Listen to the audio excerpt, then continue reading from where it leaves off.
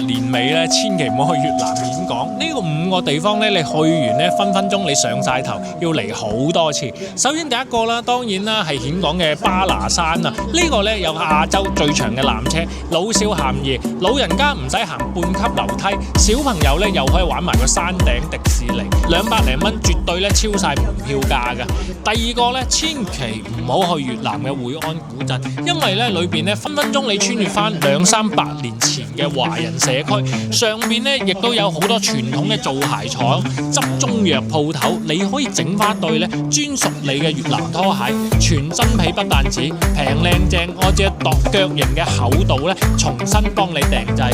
着得一嚟舒服，第二個咧仲有法國嘅奢侈品感覺。第三個啊，千祈唔好玩埋晒遊艇出海，因為咧消費平得嚟咧，仲要有個小姐姐可以教埋你划艇、充氣滑梯、浮潛。而家咁凍嘅天氣啦，分分鐘咧搞到大家咧感冒就唔好啦。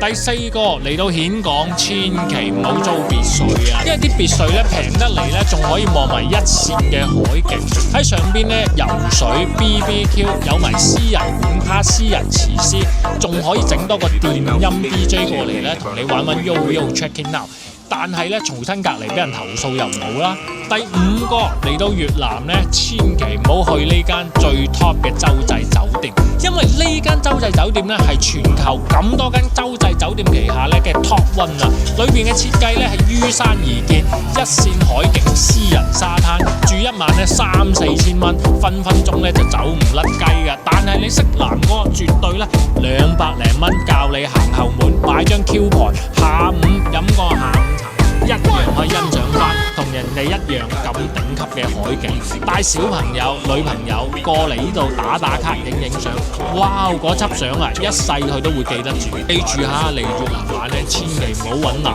哥嚇，因為年尾咧我哋嘅團咧基本上全部都排滿，有各方面嘅需要嘅。評論區話我知，打攻略2個字，好多朋友仔咧都會話俾你聽究竟點樣玩。